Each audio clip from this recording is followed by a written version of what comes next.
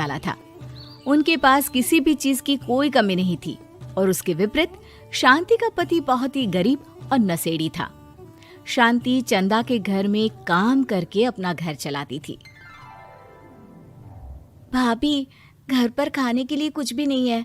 अगर आप थोड़ा खाना दे पाए तो बहुत मेहरबानी होगी। मुझे जो भी पैसे मिलते हैं वो तो आपके देवर नशे में उड़ा देते हैं। ये तुम लोगों का ना रोज रोज का ड्रामा हो गया है। अब देवर जी कमाते नहीं है तो मैं क्या करूं? तुम्हारा पति तो तुम्हारी सारी कमाई दारू में उड़ा देता है। रहने दो भूखा उसे। अरे ऐसे मत बोलिए भाभी, आप तो जानती ही हैं कि वो मन के कितने साफ हैं, पर इस बेरोजगारी के कारण उन्हें दारू पीने की लत लग गई है। अरे अपना ये रोना गाना बाद में कर लेना, पहले काम निपटा ले घर का। मेरा और टाइम खराब ना कर। जा गेहूं पीस ले, फिर तुझे कपड़े भी धोने हैं। शांति रसोई घर में जाकर गेहूं पीसने लगती है। पीसते पीसते कुछ गेहूं वहां कपड़ों में गिर जाते हैं, जिसे देखकर उसके दिमाग में एक आइडिया आता है। क्यों ना ऐसे ही थोड़े गेहूं मैं अपने पल्लू में बांधकर घर ले जाऊं, फिर एक बर्तन में जमा कर लूंगी और उसे पीसकर रोटी बना लूंगी। कुछ दिन तो ऐसे ही चलता रहा, मगर फिर एक दिन चंदा ने शांति को ऐसा करते हुए देख लिया। अरे पहले तो मुझे लगा तुम लोग बस गरीब हो, पर तुम लोग तो चोर भी हो। चोरनी कहीं की। मुझे तो लगता था तू गेहूं पिसती है, पर तू तो अपने पल्लू में गेहूं छुपाकर ले जाती है। निकल मेरे घर से।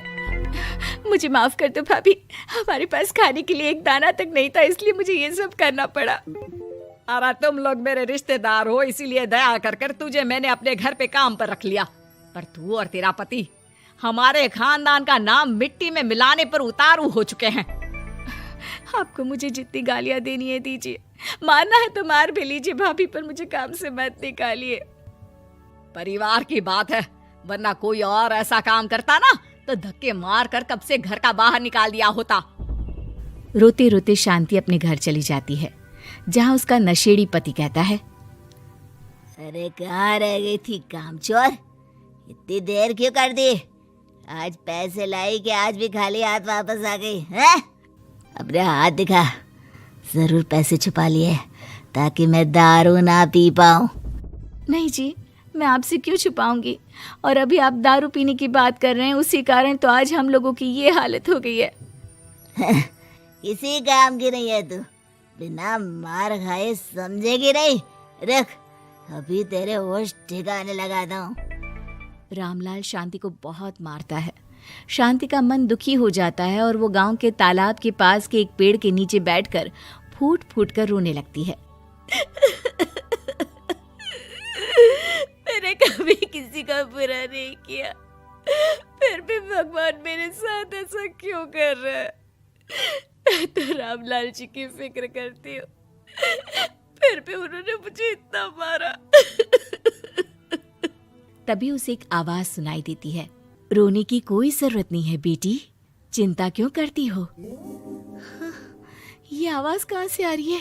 शांति अपने आसपास देखती है, उसे कोई नहीं दिखता। वो ऊपर देखती है, जहाँ उसे एक छोटी सी परी दिखती है। आप कौन है?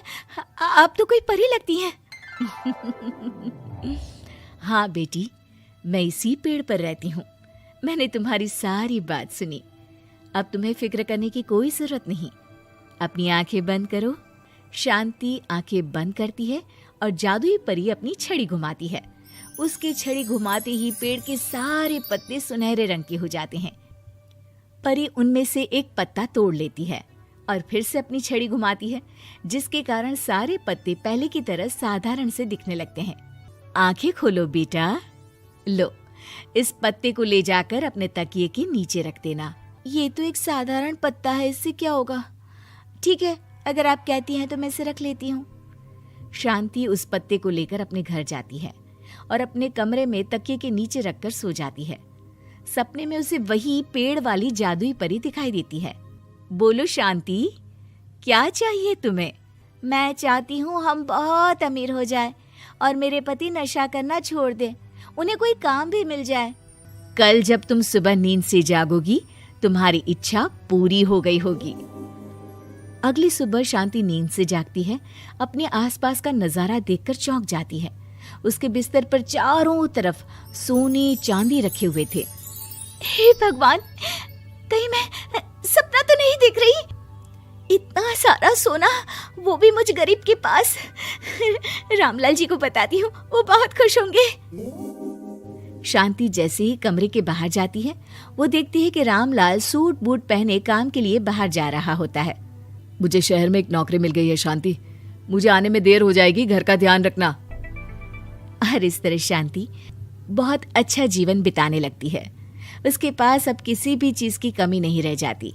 रातों रात शांति के पास आए इतने पैसों को देखकर उसकी जिठानी उससे पूछती है, अरे क्यों रे शांति, कहीं बड़ा हाथ मारा है क्या? अचानक तुम लोगों के पास इतना पैसा कैसे आ गया? नहीं नहीं भाभी, ये सब तो जादुई परी के दिए हुए पत्ते का कमाल है। शांति जादुई पत्ते के बारे में सारी बात चंदा को बताती है, जिसे सुनकर चंदा के मन में लालच आ जाता है और वो झूठ मूठ रोते हुए उसी पेड़ के नीचे जाती है जहाँ उसकी रोने की आवाज सुनकर जादुई परी कहती है, क्या हुआ बेटा, क्यों रो रही हो? मैं बहुत गरीब हूँ, मेरे पति मुझे बहुत मारते हैं, अब मैं जीना नहीं चाहती। चिंता मत करो बेटा, अपनी आंखें बंद करो। जादुई परी चंदा को भी उसी पेड़ का एक पत्ता देती है और तकिए के नीचे रखने को कहती है। चंदा उस पत्ते को लाकर अपने तकिए के नीचे रख लेती है और अगली सुबह जब उठती है तो उसके कमरे में चारों तरफ सांप बिच्छू रहते हैं।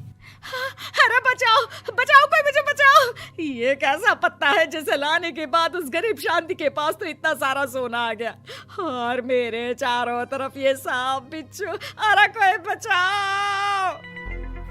चंदा अपनी जान बचाती हुई शांति के पास जाती है। चलिए भाभी, मुझे लगता है आपके घर में सांप बिच्छू को बस जादुई परी ही हटा सकती है। दोनों मिलकर जादुई परी के पास जाते हैं। ये सब तुम्हारे बुरे इरादों का नतीजा है चंदा। तुम झूठ मूठ बस पैसे के लालच के कारण यहाँ आकर रो रही थी, इसीलिए तुम्हें जादुई पत्ते ने उसकी सजा दी। अरे मुझे माफ कर दीजिए जादुई परी, मेरे मन में लालच आ गया था। अरे शांति, तुम भी मुझे माफ कर दो, मैंने तुम्हारे साथ बहुत गलत किया है, फिर भी तुम मेरी मदद के लिए आई। चंदा को अपनी गलती का एहसास हो जाता है, इसलिए जादुई परी उसके घर से सारे सांप बिच्छू को गायब कर देती है। चंदा और शांति आपस में मिलजुल कर रहने लगती हैं।